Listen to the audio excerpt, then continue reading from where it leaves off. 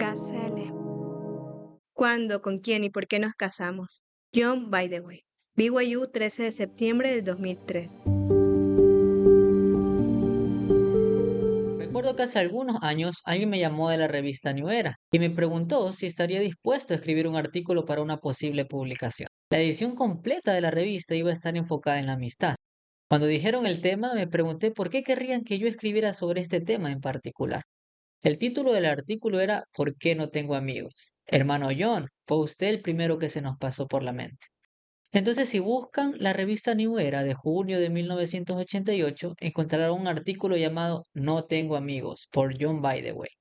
Mientras escribía el artículo, recordé algo que me ocurrió desde una convención de jóvenes que asistí. Un joven, con lágrimas en los ojos, se me acercó y me preguntó, ¿qué hago para hacer que la gente me quiera? Lo pensé por un momento. Finalmente le dije, creo que no puede forzar a nadie a quererlo, pero tal vez sí puede hacer de usted mismo una persona más fácil de querer. Usted no siempre puede cambiar el corazón y la mente de las personas, pero sí tiene la capacidad de cambiarse a sí mismo. A veces, como adolescentes o como adultos, nos enfocamos en cosas que no podemos controlar. Algunos de nosotros nos obsesionamos tanto por un deporte al punto de que nuestro estado de ánimo se ve afectado por el resultado de nuestro equipo en el último partido. Por ejemplo, conozco personas que pasan noches enteras sin dormir porque su equipo favorito de la NBA perdió en el final. Personalmente soy hincha del Jazz de Utah y he tenido que repetirme una y otra vez, John, no puedes poner tus sentimientos en cosas que no puedes controlar. Una de las cosas en las que los jóvenes adultos más piensan es en el noviazgo y en el matrimonio. Aunque muchas personas encuentran rápida y fácilmente a alguien con quien casarse, otros encuentran mucha dificultad en este proceso. Es a estos a quienes principalmente me gustaría hablar el día de hoy. Imagínese a usted sentado frente a un gran piano de cola. Las luces del salón hacen brillar las teclas y la madera cuidadosamente pulida. El salón está lleno de personas y usted es quien se sienta en la silla frente al piano. La partitura puesta sobre el piano es una pieza a cuatro manos llamada Matrimonio. Durante la noche, algunos se acercan a usted y con una mirada confusa le preguntan, «Hey, ¿por qué no tocas esa pieza?» Usted responde, «Me gustaría, pero es un dúo. Necesito que alguien se siente a mi lado y la toque conmigo». «Bueno, tal vez no se está esforzando lo suficiente», murmuran mientras se alejan. Luego usted se pregunta si podría tocar todas las notas que la pieza requiere con solo dos manos. Minutos después, alguien más se acerca y pregunta, «Hey, ¿por qué no estás interpretando esa melodía?» Y usted no entiende cómo es que no ha notado que la melodía requiere de dos pianistas. Sin embargo, responde, «Bueno, de veras me gustaría, pero alguien más debe decidir sentarse a mi lado e interpretarla conmigo. Yo no puedo hacerlo solo. Podrías hacerlo si tuvieras más fe». Y dicen esto mientras se retira. ¿Más fe? Se pregunta usted. ¿Más fe me da dos manos? De pronto usted ve venir a alguien más que pregunta, ¿no vas a tocar esa pieza? Bueno, me gustaría y creo que debería. Y estoy seguro de que es una pieza muy hermosa, pero alguien más con libre albedrío como yo debe voluntariamente sentarse a mi lado y tocar conmigo. Yo más bien creo que eres muy exigente, le dice mientras se va. Para muchas cosas que queremos en la vida, nosotros simplemente decidimos lo que queremos, no hacemos a la idea, trabajamos duro y lo logramos. Pero el matrimonio es diferente. Este involucra a alguien más y eso lo cambia todo. Es más o menos como tocar un dúo en el piano con solo dos manos. En otras palabras, el matrimonio es quizás el único mandamiento que no se puede obedecer solo. Usted solo puede obedecer la ley del diezmo. Usted solo puede obedecer el día de reposo. Usted solo puede obedecer todo lo demás, pero no puede obedecer solo el mandamiento de casarse. De hecho, hay otro mandamiento que no se puede obedecer solo, y es el de multiplicar y henchir la tierra. Sin embargo, es crucial obedecer el mandamiento de casarse antes de proceder con este. Cuando de matrimonio se trata, alguien más tiene que unirse voluntariamente a usted. Y el tener más fe, el esforzarse más y el ser menos exigente, de ninguna manera puede ni debe afectar el albedrío de otra persona. Esa guerra empezó cuando Satanás intentó destruir el albedrío del hombre, y la libertad de escoger es igual de importante e inviolable tanto hoy como ayer. Usted no puede hacer que alguien se enamore de usted, y Dios no violará el albedrío de nadie. Y eso es lo que hace que este mandamiento de casarse sea tan interesante y diferente a cualquier otro que se venga a la mente.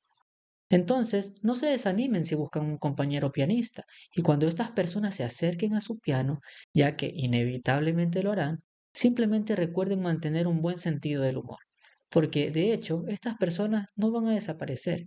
Ellos simplemente cambian sus preguntas. Tan pronto como ustedes estén casados, se van a acercar y a preguntarle ¿cuándo van a tener hijos? ¿O cuándo van a tener más hijos?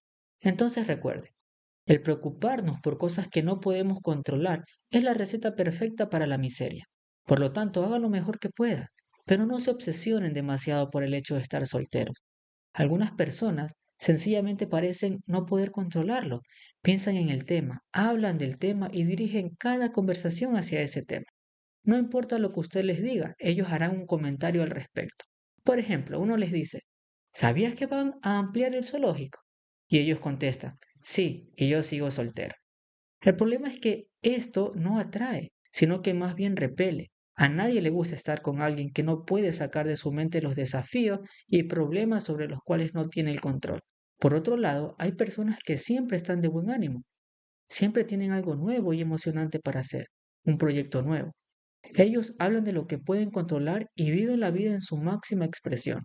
¿Y saben qué? Estas personas son atractivas. Es divertido estar con ellos. Su entusiasmo hacia la vida es contagioso y por sus constantes esfuerzos por mejorarse a sí mismos y hacer la diferencia en la vida de los demás. A medida que pasa el tiempo se vuelven mejores, más interesantes y más atractivos, mientras que aquellos que solo se enfocan en lo que no pueden controlar simplemente envejecen. Hace algunos años, mi esposa y yo fuimos a la cárcel de Liberty, como turistas obviamente, y me sorprendió lo pequeño que era el cuarto de los prisioneros. No pude imaginar al profeta José Smith y a las demás personas a quienes admiro y respeto teniendo que pasar el invierno de 1839 en un lugar tan frío, húmedo y oscuro. Se me ocurrió preguntar a uno de los guías dónde estaba ubicado el baño y me respondió que los carceleros les bajaban una basinica desde el techo. Quedé tan impresionado al pensar en estos hombres viviendo en condiciones de tan poca privacidad y sin ninguna dignidad, que desde esa visita a la cárcel de Liberty no he podido leer de la misma manera la sección 121, 122 y 123, ya que las tres salieron de ese lugar, y por esa razón ahora tienen un significado más especial para mí. En la sección 123, versículo 17 de Doctrina y Convenios, leemos, por tanto, mis queridos hermanos, hagamos con buen ánimo cuanta cosa esté a nuestro alcance, y entonces podremos permanecer tranquilos, con la más completa seguridad para ver la salvación de Dios y que se revele su brazo. Noten que José Smith no dijo, hagamos cuanta cosa esté a nuestro alcance, sino, hagamos con buen ánimo cuanta cosa esté a nuestro alcance. Aún en esas circunstancias, José exhortó a sus hermanos a estar de buen ánimo. También noten que José pareciera decir, hagan lo que puedan. Y creo que parte del mensaje de ese versículo es, no se enfoquen en lo que no pueden controlar, hagan lo que puedan y confíen que el Señor se encargará del resto. En cuanto a salir con alguien, yo solía hacer chistes con mis amigos diciéndoles que usualmente me sentía mejor, más feliz y más lleno de vida cuando no estaba saliendo con nadie que cuando sí lo estaba. Eso me parecía que estaba mal, porque ¿no se supone que es divertido salir en citas?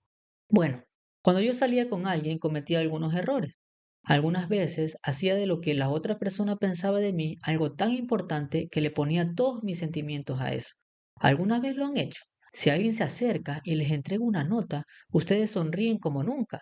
Prenden el radio del carro y se van a dar vueltas a disfrutar de su gran día. Pero si por el contrario los ignora o no les sonríen como ustedes esperan, se decaen, se preocupan, pierden el apetito, apagan la radio y se hacen un sinnúmero de escenarios en su mente de lo que pudo o no pudo haber pasado. Es decir, ponemos nuestro enfoque en cosas que no podemos controlar. Y esto es peligroso, porque cuando utilizamos las reacciones de los demás como vara para medir nuestra propia estima, nos subimos a un eterno sub y baja. Entonces, ¿qué hacemos? Tratamos. Y digo tratamos porque es más fácil decirlo que hacerlo. Tratamos de enfocarnos en las cosas que sí podemos hacer y ejercemos fe en el Señor para el resto. Ahora me gustaría hablar de las áreas ciegas. ¿Alguna vez han sido sorprendidos por la bocina de otro vehículo mientras intentan cambiar de carril en una autopista? Luego, aturdidos ustedes, regresan a su carril preguntándose, ¿dónde estaba que no le vi por el espejo? Bueno, yo lo he hecho. incluso mirando por los dos espejos, simplemente porque hay ciertas áreas que no podemos ver como en los espejos y se llaman áreas ciegas. A veces hacemos cosas en nuestra vida que evitan que logremos lo que queremos y puede ser que ni siquiera lo sepamos, como hábitos personales, costumbres o malinterpretaciones. He llamado a estas áreas ciegas personales. Una vez después de haber tenido una cita, la chica con la que salí le dijo a mi compañero de cuarto que yo había puesto el radio del carro a tanto volumen que después de la cita ella tenía dolor de cabeza. También mencionó que yo no parecía muy interesado en ella porque mientras jugábamos con otros amigos un juego de mesa, yo estaba hojeando una revista y que además yo no era muy bueno para escuchar. ¿Cómo así? ¿Que yo no sé escuchar? Es como el que le dicen que no sabe escuchar y pregunta, ¿perdón? ¿Yo no sé escuchar? ¿Me estás hablando a mí? Fuera de chiste, quedé devastado, humillado y con el ego por el piso. ¿Qué tonto haría algo como eso? Pues yo. Entonces la siguiente vez que salí con alguien, tuve que apagar los buffers de 500 megavatios de mi radio, guardar las revistas para evitar la tentación y traté de mantener el pico cerrado y mis ojos y oídos muy bien abiertos. Hoy me siento agradecido por aquellos que me han amado lo suficiente como para hacerme saber cuáles son mis áreas ciegas. Esa no fue una experiencia nada agradable, pero una vez se nos revelan nuestras áreas ciegas, podemos hacer algo al respecto. Pronto nuestras áreas ciegas llegan a ser lugares que podemos ver y tratar de cambiar. Algunas veces es simplemente cuestión de observarnos un poco más a nosotros mismos y a los demás. El presidente Spencer W. Kimball aconsejó: haga un cuidadoso inventario de sus hábitos, su vocabulario, su apariencia, su peso y sus excentricidades. Tome cada uno y analícelo. ¿Qué le agrada de los demás? ¿Qué aspectos de la personalidad de otros le agradan? ¿Sus vestidos muy cortos, muy largos, muy reveladores y muy pasados de moda? ¿Su peso aleja a posibles pretendientes? ¿Se ríe de forma escandalosa? ¿Es demasiado egoísta? ¿Se interesa solo en lo suyo o se proyecta sirviendo a los demás? ¿Qué hace para volverse más atractivo? ¿Hace demasiado o no hace lo suficiente? ¿Demasiado maquillaje o insuficiente? ¿Es escrupulosamente limpio, tanto física como moralmente? ¿Cuáles son sus excentricidades? Ya creo que casi todos tenemos alguna, y siendo así, a trabajar. Clasifíquelas, sopéselas, acorrálelas y elimínelas de una por una. Todos tenemos buenos líderes y maestros a quienes amamos y en quienes confiamos. Si ustedes creen tener áreas ciegas, ármense de valor y pidan ayuda a alguno de ellos. Podrían decirle: si alguna vez nota que estoy haciendo algo que me dificulta el éxito, por favor hágamelo saber. Repito que es más fácil decirlo que hacerlo, y un bocadito de humildad es más difícil de tragar que toda una caja de donas. Pero yo soy mejor ahora por haberlo hecho y porque alguien me amó lo suficiente como para señalarme cosas que yo no podía ver. ¿Con quién nos casamos? Por supuesto que lo hacemos con nuestro prometido o prometida, aunque algunos de ustedes todavía estén buscando el suyo. El elder Bruce C. Hafen, hablando en lo que ahora es BYU Idaho, dijo: no salgan con nadie con quien ustedes ya saben que jamás querrán casarse. Si ustedes se enamoran de alguien con quien no se deben casar, ustedes no pueden esperar que el Señor los guíe hacia otra persona, después de estar emocionalmente comprometido con ésta. ¿Y por qué no deben salir con nadie con quien ya sabes que no debe casarse? Primero que todo, es una pérdida de tiempo para los dos, ya que los aleja a ambos de relaciones más prometedoras. Segundo, usted puede herir los sentimientos de alguien. Pero hay una tercera razón que es más importante. Miremos la cita otra vez. Si usted se enamora de alguien con quien no se debe casar, ¿percibieron eso? Quiere decir que es posible enamorarse de alguien con quien uno no se debe casar, por supuesto. Así que tengan cuidado con quién sale, ya que ustedes se cansan con quién sale. El enamorarse es una experiencia difícil de definir, y la mayoría de lo que entendemos como enamorarse viene de programas de televisión y de las canciones de la radio.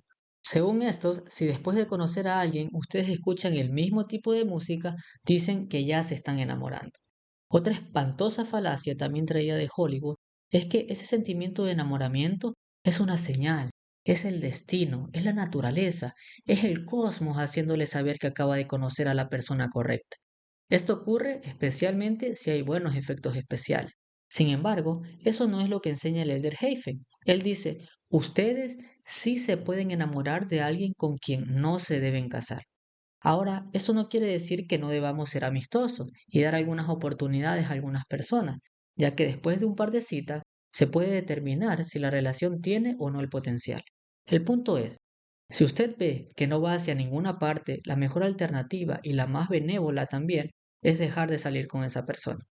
El hermano M. G. Wells habló al respecto en un excelente artículo de la revista Insight de junio de 1982, titulado Romper una relación sin terminar en pedazos. Él dice, se siente bien al aportar a una relación, el querer compartir, el interesarse por el otro, el querer dar, si su relación es placentera y saludable, y si los dos sienten la aprobación del Señor en cuanto a su decisión de casarse, entonces su relación funciona y se casan. Y si no es así, no se casan. No hay una tercera alternativa. Sin embargo, muchas personas asumen que sí hay una tercera alternativa y tratan de mantener la relación viva cuando todo signo de vitalidad ya se ha ido.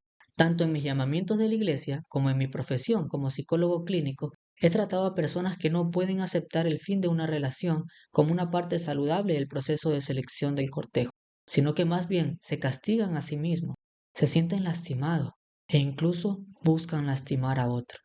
A veces es mejor que una pareja no se case. Ellos serían más felices casados con personas diferentes. Es así de simple. Quizás comienzan su relación por las razones incorrectas, aunque cuando los sentimientos puedan ser los correctos, les falta esa chispa que impulsa a los dos hacia el matrimonio. En tal evento, el terminar la relación es, en la mayoría de los casos, la alternativa más bondadosa. Para muchos de nosotros, el proceso de salir en cita es como el ciclo de lavado en una lavadora dañada. Jabona, lava nuevamente, agrega el suavizante, pero lamentablemente nunca llega el enjuague y el secado. Bueno, hace parte del proceso. Sin embargo, no es muy divertido quedar con un bulto de ropa empapada y llena de jabón. Bueno, pero ¿cómo se sabe cuándo terminar una relación? Aquí tenemos algunas señales de peligro del hermano Wells y algunas mías que nos pueden ayudar a saber si una relación tiene problemas. 1. Se empiezan a sentir obligados. Las cosas que voluntariamente deberían hacer por la otra persona se convierten en una carga para ustedes y simplemente las hacen porque se esperan que las haga. Empiezan a probarse el uno al otro. Si me ama, hará lo que yo quiera. Si realmente le gusto, estará dispuesta a salir conmigo aunque la llame media hora antes de la fiesta. Empiecen a averiguar. ¿Disfrutas tanto de mi compañía como yo de la tuya? 3. Sienten que no se pueden comunicar al mismo nivel. Las cosas que son interesantes para ustedes no son interesantes para su compañero. No se sienten bien cuando hablan o comparten experiencias. Algunas parejas, al llegar a este punto, sustituyen el diálogo por las caricias. 4. Se sienten solos y piensan en otras personas. Piensan en otras cosas que podrían estar haciendo o en otras personas con las que podrían salir. A pesar de estar juntos, ustedes se sienten solos. 5. Se sienten como una prioridad de segundo o tercer lugar. El nivel de compromiso de la otra persona hacia la relación difiere del suyo. Sienten que interrumpen a la otra persona y que ustedes no son importantes. Sienten que en la agenda o en la lista de prioridades de la otra persona, el matrimonio ocupa la última línea. Permítanme contarles de la vez que me dijeron que no. Había invitado a salir a una chica unas 3 veces en citas muy casuales y pensé que algo bueno podría resultar. Un día, camino a casa, ella se puso muy seria y me preguntó si podíamos hablar a solas por un minuto. Me dije, buen trabajo, John. Entramos a su apartamento, nos sentamos en el sofá y escuchaba con atención mientras ella trataba de poner sus pensamientos en palabras. Podía notar que era difícil para ella. No se veía muy cómoda. Y esto más o menos me divertía. Luego llegó al punto. Me dijo que solo quería que fuéramos amigos nomás. ¿Divertido? De ninguna manera. Ahí quedé con el ciclo interrumpido, empapado y lleno de jabón. Sin embargo, fue mucho mejor de esta manera que por cualquiera de los otros métodos indirectos que se acostumbraba. ¿Cómo? Que se me dijera una y otra vez que no estaba en casa, o que me dijera que estaba ocupada cada vez que la llamaba, o que me dijera con quién haría buena pareja. Esto me pasó varias veces. O que utilizara otra larga y más dolorosa estrategia para evitar decir la verdad. A veces sabemos que deberíamos terminar una relación, pero nos da miedo. Solemos decir, lo que pasa es que no quiero herir a esta persona. Pues bien, jóvenes adultos solteros, esta es una de las realidades más duras del cortejo y del noviazgo. A veces, mientras continuamos con una relación muerta, pensamos tener dos opciones, lastimar o no lastimar. pero muy probablemente las únicas dos opciones que quedan son lastimar poco o lastimar mucho. Y entre más se prolongue una relación que no va a funcionar, más se lastima y se hiere al final. Entonces el consejo de no salir con nadie con quien ya sabe que no se deben casar, aunque parezca duro, realmente tiene sus bases en la bondad. Tengan cuidado con las expresiones de afecto. Recuerden, un beso es un compromiso. Algunos jóvenes adultos solteros perciben los besos como una diversión inofensiva y algunos incluso creen que está bien tomarlo como un tipo de recreación. Pero estas expresiones de afecto son poderosas y sagradas y comunican un nivel alto de compromiso y por eso debemos ser cuidadosos. El elder Bruce C. Hafen aconsejó, siempre sean emocionalmente honestos con las expresiones de afecto. A veces ustedes no son tan cuidadosos como deberían. Esto en cuanto a cómo y con quién usan estas expresiones de afecto. Cuando a alguien de ustedes se les permite la entrada al corazón de un joven amigo o amiga, están pisando tierra santa. En ese lugar deben ser honestos con ustedes mismos y con su amigo o amiga. Honestos al expresar amor o afecto. Algunos jóvenes quizás se aferran a la mentalidad de la conquista en lo que tiene que ver con las expresiones de afecto, y no es difícil ver dónde lo han aprendido. Si ven a un grupo de jóvenes en un programa de televisión, notarán que cuando algunos de ellos regresan de una cita, todos quieren saber qué pasó en términos físicos. No preguntan ¿cómo es ella? ¿De qué hablaron? ¿O le gustas? Desafortunadamente, la mayoría de los medios modernos han convertido las citas en un concurso y los besos en puntos. El problema es que, como lo dijo el elder Heifen, estas expresiones de afecto están íntimamente conectadas a nuestros sentimientos y se es cruel e insensible cuando se tratan con ligereza. El presidente Thomas S. Monson advirtió, hombres, no hagan llorar a las mujeres, porque Dios cuenta sus lágrimas. Es divertido ver cómo las hermanas siempre escriben esta cita para utilizarlas después. Cualquiera de ustedes hoy aquí ha escuchado hablar muchas veces de la ley de castidad. Lo hemos escuchado en seminario, lo hemos leído en Para la Fortaleza de la Juventud y hemos escuchado apóstoles y profetas hablando con poder sobre el tema. Un indicador de la espiritualidad de la persona con la que están saliendo es su conducta hacia la ley de castidad e igualmente su conducta hacia las expresiones de afecto. Su actitud antes del matrimonio les puede dar una pequeña idea de cuál será su actitud después de este. El elder Hugh W. Pinnock enseñó, los hombres y las mujeres que no aman y respetan las normas durante el proceso del noviazgo, en la mayoría de los casos continúan rompiendo las normas después de dar el sí en el altar. Hemos sido advertidos por nuestros líderes de ser muy cuidadosos con las expresiones de afecto, no porque sean malas, sino porque son buenas. De hecho, la única palabra que parece describirlas apropiadamente es sagradas. Cuando una relación se convierte en algo muy físico, es difícil determinar si nos importa la otra persona por lo que es o simplemente por haber desarrollado un apego emocional causado por las expresiones de afecto. Una buena manera de determinar si una relación se ha convertido en algo únicamente físico es proponerse a no tocar el uno al otro por 1 o 2 semanas y observar si realmente se disfruta de la compañía de los dos. El hermano Wells escribió, la atracción física de una pareja puede ocultar la inhabilidad de comunicarse. Algunas parejas quizás sepan besar, a pesar de no saber cómo conversar. Para ellos, el aspecto físico de su relación es algo que les permite continuar temporalmente con esta, a pesar de que evitan el desarrollo de un interés mutuo y de una buena comunicación. Es maravilloso dar a alguien un abrazo, sentirse cerca de alguien físicamente, pero estos sentimientos son muy poderosos y pueden conducir a mucho dolor si no se manejan con cuidado. Por eso sugiero que es mucho mejor ser muy conservador cuando las expresiones de afecto se tratan, y esto por muchas razones. El Señor nos ha pedido muchas veces y de muchas maneras el controlar nuestras pasiones.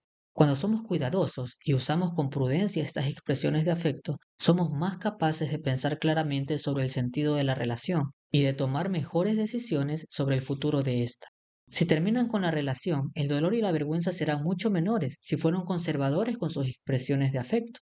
Recuerden también que el mundo es muy pequeño, especialmente en la iglesia.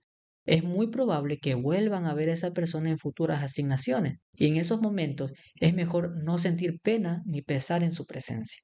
Los besos y otras expresiones de afecto envían mensajes poderosos, en los que las personas creen y posteriormente basan su comportamiento.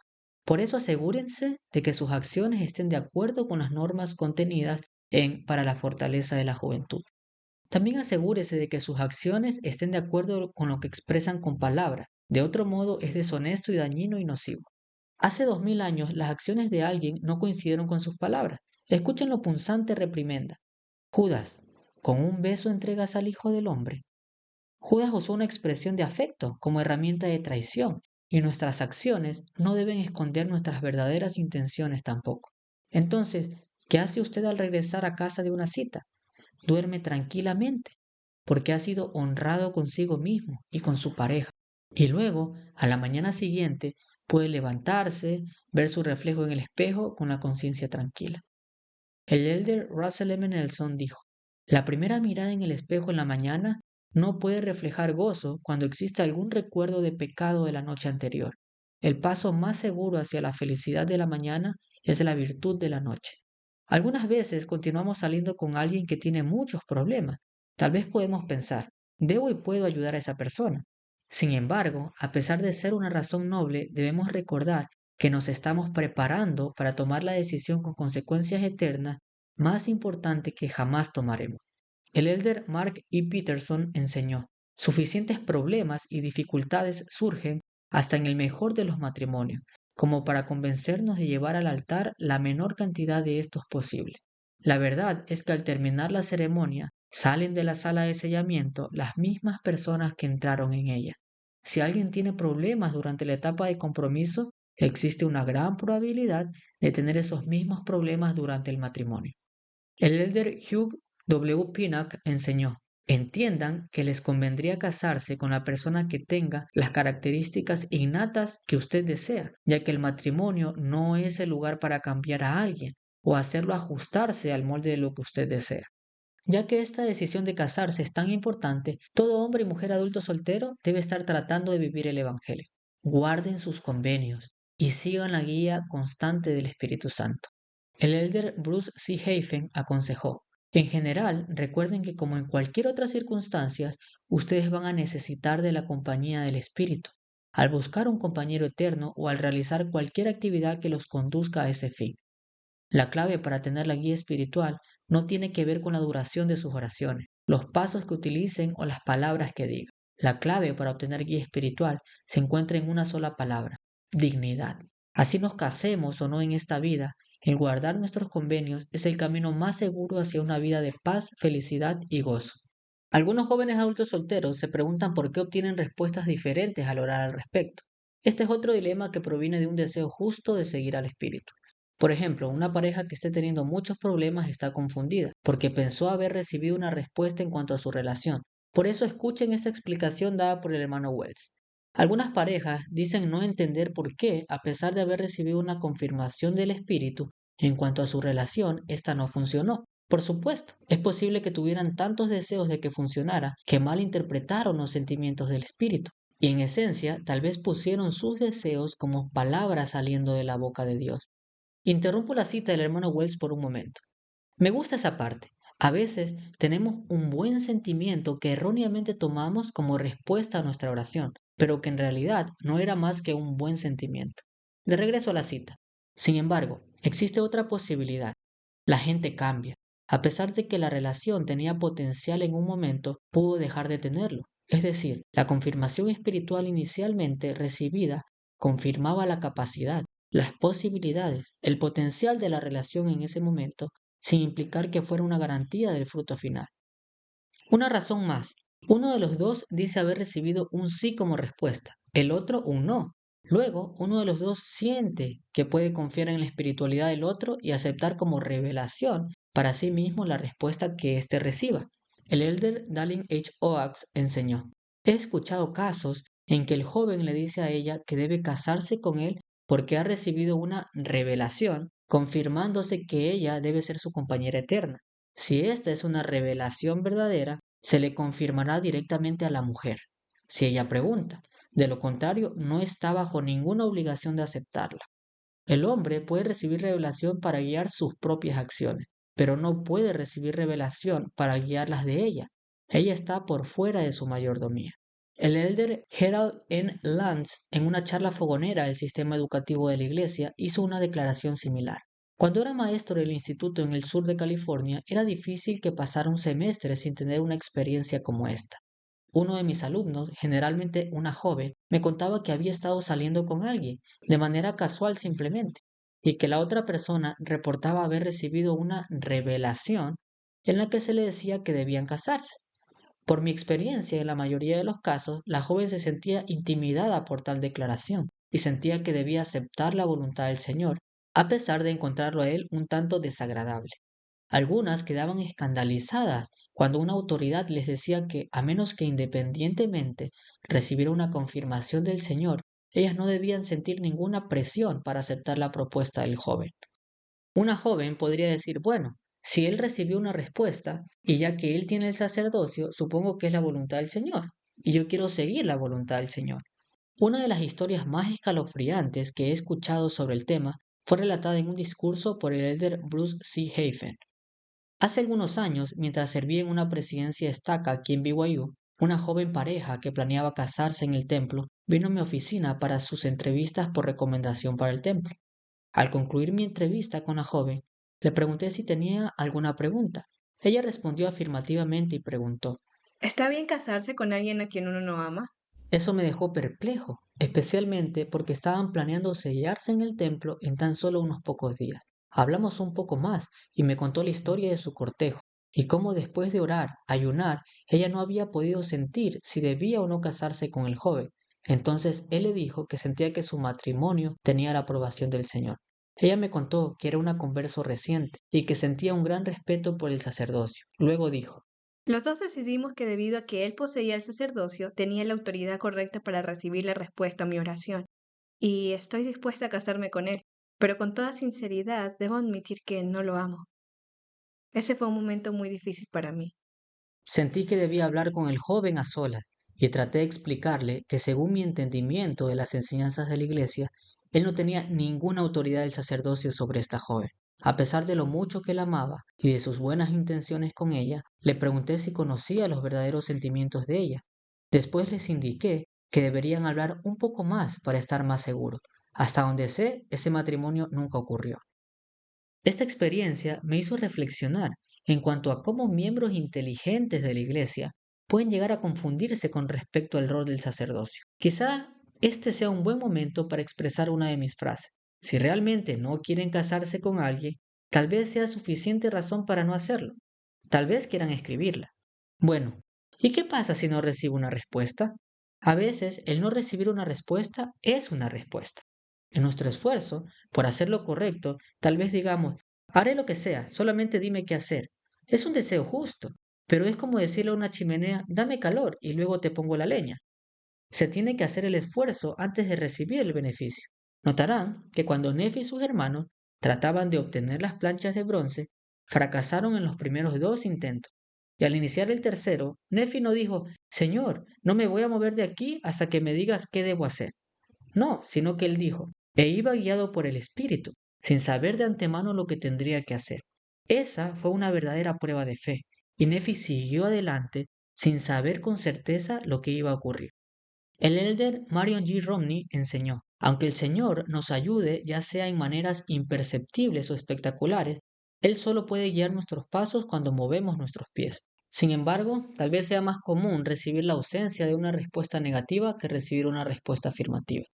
El elder John H. Grover enseñó, en el pasado traté de averiguar si debía dedicarme a las artes, a la enseñanza, a los negocios u otra cosa. Al comenzar a proceder por un sendero, habiendo indagado todo lo que pude al respecto, descubrí que si esa decisión hubiera sido equivocada o me iba a llevar por el sendero equivocado, no necesariamente uno malo, sino uno que no era conveniente para mí. Sin falta el Señor me habría hecho saber enfáticamente, no sigas, por ahí no. Ese no es el camino indicado para ti. Por otra parte, tal vez habían dos o tres senderos que podía tomar, y cualquiera de ellos habría sido el correcto, ya que me llevaría al área general que me daría la experiencia y los medios para cumplir la misión que el Señor tenía para mí. Ya que Él sabe que necesitamos crecer, usualmente no señala una puerta diciendo, abre esa puerta y avanza 10 metros en esa dirección, después gira a la derecha y avanza 2 kilómetros.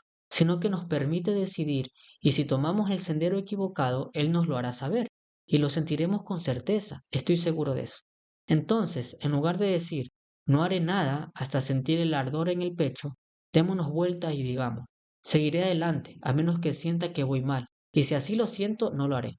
Al eliminar los senderos equivocados, rápidamente encontrará el correcto, y entonces podrá recibir la seguridad que le dice, sí, voy en la dirección correcta.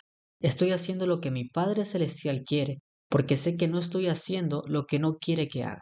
Lo podrás saber con certeza. Es parte del proceso de crecimiento, parte de lograr lo que nuestro Padre Celestial desea para nosotros.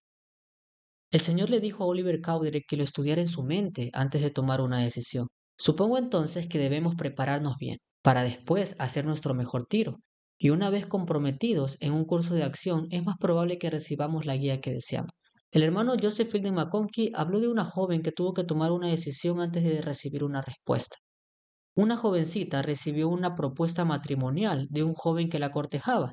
Sintiéndose insegura e incapaz de identificar una dirección espiritual clara, buscó el consejo del obispo. Él le explicó que no podía ni debía tomar esa decisión por ella, pero sí le indicó que si se comprometía a un curso de acción, de inmediato sentiría la confirmación de éste, o por el contrario, tendría sentimientos de aprensión. Ella fue entonces, le dijo al joven que se quería casar con él y con ese compromiso sintió como si hubiera sumergido en un mar de oscuridad. El compromiso duró 24 horas.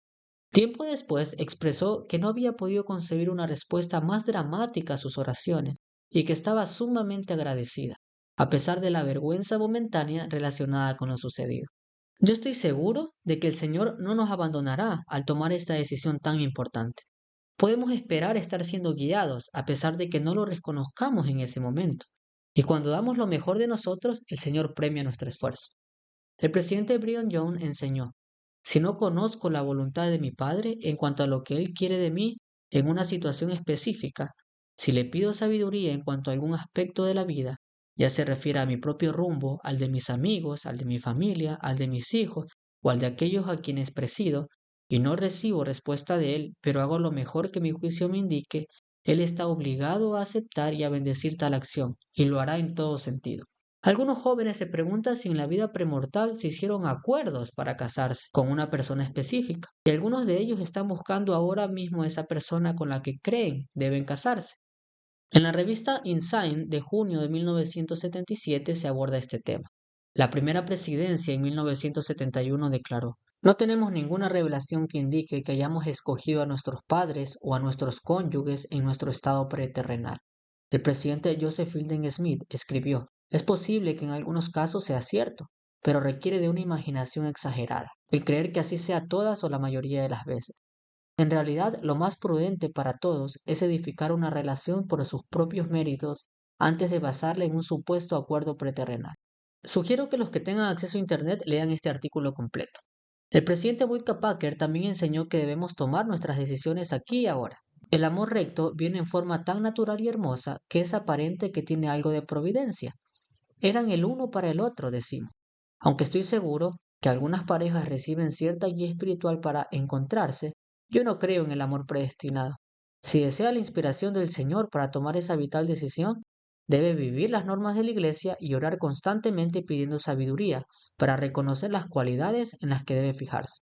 Usted debe decidir, en lugar de buscar esa supuesta alma gemela que alguien más escogió por usted y que supuestamente lo espera. Es usted quien debe escoger. También sugiero que lean el discurso del elder Bruce R. McConkie titulado Albedrío o Inspiración, que encuentran en el libro El matrimonio eterno.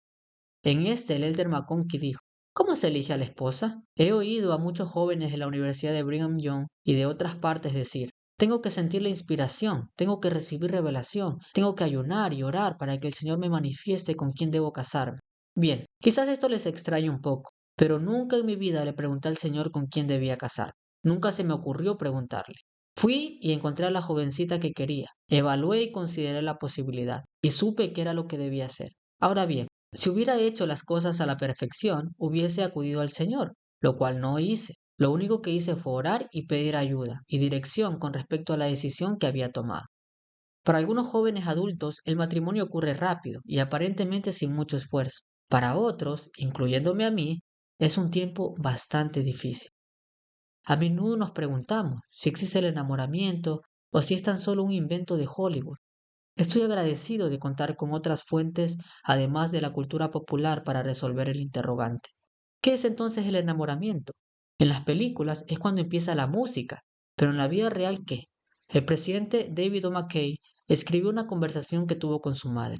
Mi madre me dijo una vez que si conocía a una chica en cuya presencia sintiera el deseo de superarme y que me inspirara a hacer lo mejor de mi parte y a explotar mi potencial, esa jovencita era digna de mi amor y capaz de despertarlo en mi corazón. Les presento esto como una guía confiable. El presidente Benson hizo una declaración igualmente importante. Cuando estás con ella, tienes los pensamientos más nobles, aspiras a alcanzar las cosas más bellas y quieres ser mejor de lo que es. Si combinamos estas dos declaraciones, obtenemos una lista de Hugh, cosas que podrían ayudarnos a describir los sentimientos que estamos buscando.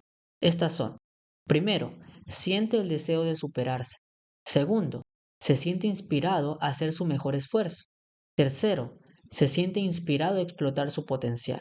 Cuarto, tiene los pensamientos más nobles. Quinto, aspira a alcanzar las cosas más bellas. Sexto, quiere ser mejor de lo que es. Me gustaría sugerir que estas 6 cosas se puedan reducir a 2. Al pasar usted por el proceso de noviazgo y compromiso, con frecuencia se preguntará por qué ama a esta persona. Y dentro de su lista de respuestas, espero que tengan estas 2.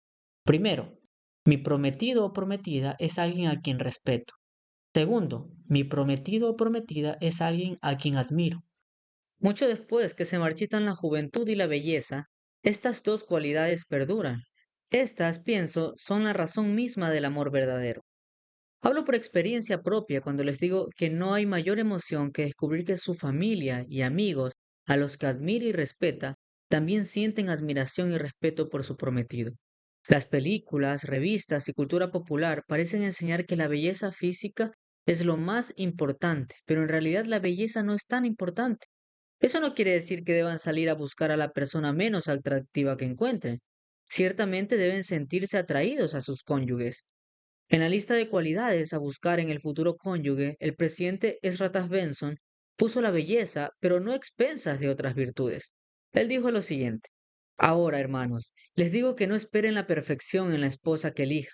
No sean tan exigentes que pasen por alto las cualidades que son realmente importantes, como que ella tenga un fuerte testimonio, que viva los principios del Evangelio, que quiera dedicarse a su hogar, que quiera ser una madre en Sión y que les apoye a ustedes en las responsabilidades del sacerdocio. Por supuesto que también deben parecerles atractiva, pero no salgan con una joven y con otra solo por el placer de salir con una muchacha, sin pedir que Dios les dé una confirmación cuando elijan a su compañera eterna. Sentirse atraído por la persona con la que se casarán es muy importante. Sin embargo, todos hemos conocido a personas muy atractivas que han perdido su atractivo cuando fueron crueles o excluyentes. También hemos conocido a personas no muy atractivas que al revelar su bondad se convierten en atractivas. Me han conmovido estas palabras del presidente Hinckley. Permítanme hablarles de algo personal. Una noche me senté a cenar con mi esposa, cuando justo frente a ella, hace 55 años, nos habíamos casado en el templo de Salt Lake. En aquella época la merodeaba el maravilloso aire de la juventud. Era hermosa y me tenía cautivado. Hoy, por más de medio siglo, hemos caminado juntos durante días tormentosos y soleados. Ahora ni ella ni yo somos tan altos como un día lo fuimos. Al mirarla al otro lado de la mesa, noté algunas arrugas en su cara y en sus manos. Pero, ¿son estas menos hermosas que antes? No. Cada arruga tiene su propia belleza. Y en su presencia siento ahora más que nunca la fortaleza, la integridad y el amor que nos une más abnegada y profundamente que antes. Yo pienso que el atractivo de una persona está más relacionado con la personalidad que con su apariencia. Exactamente mi caso. Estamos en televisión a pesar de tener la cara perfecta para la radio. Una vez está casado y experimente los altibajos de la vida, verá lo poco que importa la apariencia para hacer un matrimonio feliz. Por otro lado, la felicidad que usted irradie hará que su cónyuge sea más hermoso que nunca. Entonces, cásense con alguien que les atraiga. Simplemente asegúrese de que el premio interior concuerde con la envoltura exterior. ¿Por qué nos casamos? ¿Por qué el matrimonio es tan importante? ¿Por qué nos casamos? Leemos en Doctrina y Convenios 131, del 1 al 4. En la gloria celestial hay 3 cielos o grados. Y para alcanzar el más alto, el hombre tiene que entrar en este orden del sacerdocio, es decir, el nuevo y sempiterno convenio del matrimonio. Y si no lo hace, no puede alcanzarlo. Podrá entrar en el otro, pero ese es el límite de su reino. No puede tener progenie. El matrimonio es tan importante. La pregunta adecuada debe ser, ¿por qué el matrimonio es tan urgente? ¿Por qué la gente se acerca a preguntarme cuándo me voy a casar? Cuando yo era un joven soltero me quería casar, pero no quería que fuera demasiado obvio, ya que se habría perdido el encanto. Y algo en mi cara, no sé qué, hacía que las jóvenes quisieran irse a la misión. Puede ser que no me crean, pero podría darle los nombres. Bueno, no soy tan rencoroso. Entonces continuemos. Yo sabía que el matrimonio era importante y también sabía que era urgente. ¿Pero por qué? Estas son algunas de las razones de cuándo nos casamos y por qué es urgente. Primero, cuando se está soltero hay más posibilidades de transgresión moral. Se está más tiempo expuestos a la tentación y a los deseos de la carne. Segundo, el trascendente conocimiento y desarrollo necesario para ser más semejante a Dios pueden adquirirse más fácilmente en un entorno familiar como padre, madre y cónyuge. Tercero, el matrimonio es una ordenanza y existe cierta urgencia de avanzar por el sendero, recibiendo las ordenanzas necesarias que nos permitirán llegar al reino celestial. Cuarto, entre más tiempo permanezca soltero, habrán menos candidatos potenciales de su edad. Esto era específicamente la razón que me trasnochaba. Quinto, el reloj biológico sigue su marcha para los hombres y las mujeres. Sexto, es una mejor forma de vida. Esta última razón es mi favorita, porque sé que es verdad. Es una mejor forma de vida. El presidente Spencer W. Kimball enseñó, aunque el matrimonio es difícil y es común encontrar en algunos discordia y frustración, la felicidad duradera es posible, y el matrimonio puede ser un estado más exultante de lo que la mente humana puede concebir. Para la mayoría de los adultos solteros, como para la mayoría de las personas, la vida no se desenvuelve exactamente de la manera que esperaría. La vida nos arroja giros y curvas que no tenemos la capacidad de prever, y eso es lo que hace nuestro tiempo en la Tierra, si se tiene la actitud correcta, una aventura maravillosa. El elder Bruce C. Hafen enseñó, su tiempo para casarse puede no venir sino hasta el otoño de su vida, para entonces ser una boda 2 veces más preciosa, y aunque éste no llegase a verificarse en esta vida, las promesas del amor siguen vigentes desde la perspectiva del tiempo del Señor, si tan solo es fiel. El proverbio nos enseña a confiar en el Señor con todo nuestro corazón y a no apoyarnos en nuestro propio entendimiento. Y parte de confiar en el Señor con todo nuestro corazón es confiar en su tiempo. En Doctrina y Convenios, sección 111, versículo 12, dice, Por tanto, sed prudentes como la serpiente, y al mismo tiempo sin pecado, y yo dispondré todas las cosas para vuestro bienestar en cuanto podáis recibirla. Dicen que es difícil cortar una relación y a veces nos preguntamos por qué tenemos que vivir esa experiencia. Nos preguntamos cuál será el propósito de experimentar ese dolor en el corazón y quizás hasta pongamos en tela de juicio nuestro propio valor. El elder Orson F. Whitney dijo, ningún dolor que padezcamos, ni ninguna prueba por la que pasemos es en vano, ya que sirve para nuestra educación y contribuye al desarrollo de cualidades como la paciencia, la fe, la fortaleza y la humildad. Todo lo que suframos, todo lo que soportemos, especialmente cuando lo soportamos con paciencia, fortalece nuestro carácter, purifica nuestro corazón, nos magnifica el alma y nos hace más enseñables y caritativos, más dignos de ser llamados hijos de Dios. Tal vez sea útil recordar que el Salvador mismo se sintió rechazado por las personas a las que amaba y quería bendecir. Si usted ha sufrido un rompimiento difícil, tal vez le convenga recordar esta frase que escuché de un miembro del Sumo Consejo en un barrio de solteros al que pertenecí. Tal vez la persona equivocada sea la mejor señalada para guiarles hacia la más indicada. Recuerden que el deseo de casarse y tener una familia es un deseo recto.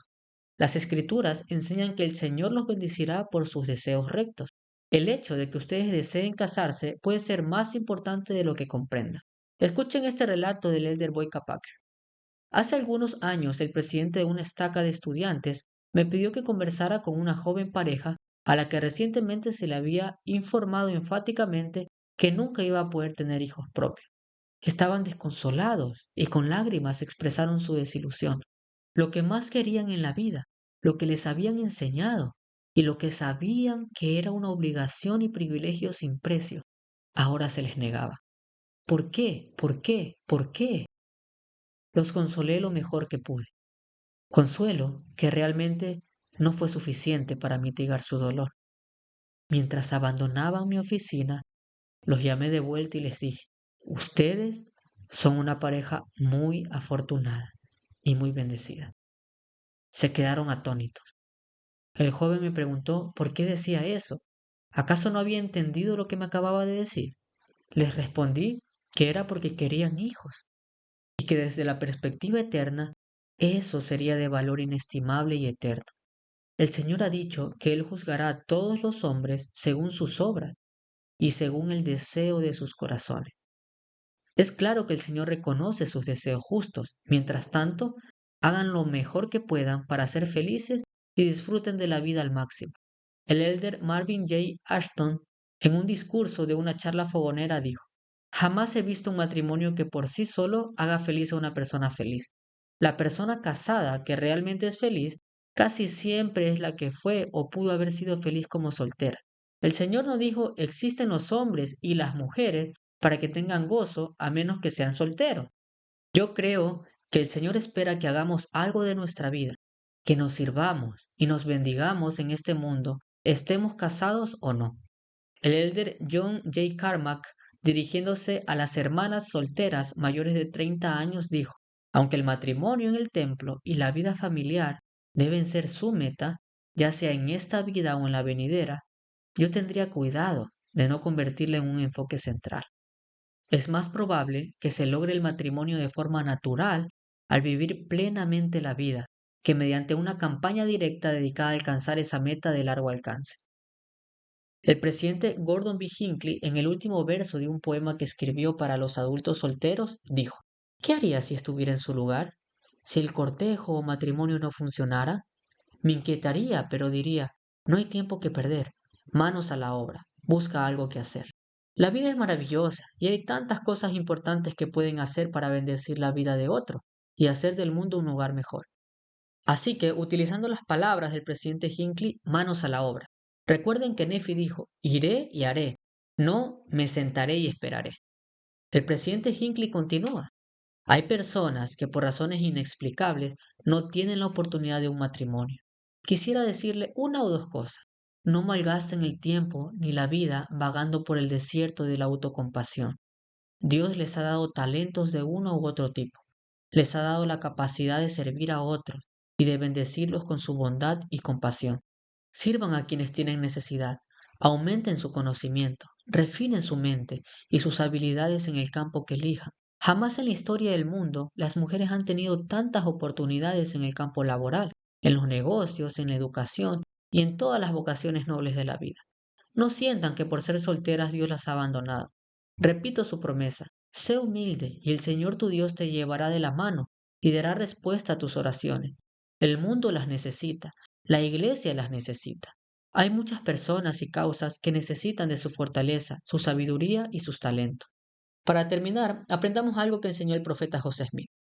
Hermanos, ustedes saben que un barco muy grande en medio de la tempestad se beneficia mucho de un pequeño timón que lo guía entre el vaivén del viento y de las olas. Piensen que este es un barco tratando de navegar en un mar rugiente y que el viento y las olas lo azotan. Cuando eran pequeños se les indicó qué debían hacer, que debían ser diáconos, luego maestros y presbíteros, después ir a la misión, y a las hermanas que debían ser damitas, laureles, etc. Y de repente se abre el camino sin más instrucciones. Y ustedes se preguntan, ¿cómo sobrevivirán a la tormenta? ¿Qué les mantendrá a salvo? La respuesta es un timón muy pequeño.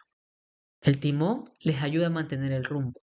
La existencia del timón implica que tienen destino y propósito, y que saben dónde van, y que hay una razón para estar navegando. Si no tiene rumbo, destino ni plan, lo único que hace es flotar, y está el vaivén del viento. Sin embargo, como santos de los últimos días, sabemos quiénes somos, por qué estamos aquí y a dónde vamos. Si usted es un adulto soltero que no sabe bien qué hacer, sugiero que mantenga una estrecha comunicación con el obispo o el presidente de rama. Dígale que está ansioso de participar y de servir. También participe del programa de instituto en su área. Los líderes de la iglesia han instado a todos los jóvenes de 18 a 30 años a participar en el instituto local. ya sea que asistan o no a la universidad. Rodéese de personas buenas que también estén ansiosas por aprender y vivir el Evangelio. Tome la decisión de estar siempre activo en la iglesia, de guardar los convenios y de estar anhelosamente consagrado a buenas causas. Ese es el timón, el destino y el propósito que lo mantendrán seguro, a pesar del vaivén del viento y de las olas. Aunque usted haya estado orando, ayunando y meditando por años, algunas personas piensan que haciéndole algunas preguntas bien elaboradas podrán averiguar qué problema tiene usted como soltero. Lo digo por experiencia. Entonces, cuando alguien se acerque a su piano y haga comentarios imprudentes, tenga cuidado, no se ofenda. Simplemente recuerde que usted y el Señor conocen la verdadera realidad. Deje entonces a un lado esa pieza, a cuatro manos llamada matrimonio, y siga tocando. Toque lo que pueda y no deje de tocar, porque un piano en silencio no es atractivo. Hay muchas cosas en la vida que cuando se les ve por encima parecen no tener sentido. Conocí a una mujer soltera a quien verdaderamente admiro y respeto, que dijo: Si la oración, el ayuno y la asistencia al templo fueran el único requerimiento para encontrar un esposo, yo tendría una larga fila de moronis esperándome afuera. a veces pueden hacer todo lo que deben y no recibir la bendición que desean. Nefi hizo todo lo que debía sin murmurar, y sin embargo recibió un trato terrible de parte de sus hermanos. Abinadí sufrió una muerte terrible a pesar de que hizo todo lo que se le pidió. Y por supuesto, Jesucristo. Él vivió una vida perfecta y padeció más de lo que el hombre puede sufrir. Existen incontables ejemplos, pero que baste decir que el vivir bien no necesariamente significa vivir fácil. Me llama la atención las palabras de este poema cuyo autor desconozco. Mi vida es un tejido entre el Señor y yo. No puedo escoger los colores que Él labra sin descanso. Solo cuando el telar queda quieto y las lanzaderas dejan de volar, Dios desenrollará la tela y el porqué va a explicar. Los hilos oscuros son tan necesarios en las manos del tejedor como los hilos de oro y plata en el diseño de mi Señor. Solteros o casados, lo que todos realmente buscamos es la paz, el sentido de que estamos dando lo mejor de nuestra parte, el sentido de que al enfrentarnos a Dios, Él conocerá los deseos de nuestro corazón, que nos baste saber que algún día el Señor habrá de explicar el porqué. Para encontrar la paz verdadera debemos acudir al príncipe de paz. Jesús enseñó: la paz os dejo, mi paz os doy. No os la doy como el mundo la da. No se turbe vuestro corazón ni tenga miedo. Había leído muchas veces ese versículo y nunca lo había considerado un mandamiento. Hasta que escuché un discurso del elder Jeffrey R. Holland hablando de esta escritura. Él dijo: les declaro que quizá sea este uno de los mandamientos del Señor que más universalmente se desobedece, aún en el corazón de los santos de los últimos días más fieles.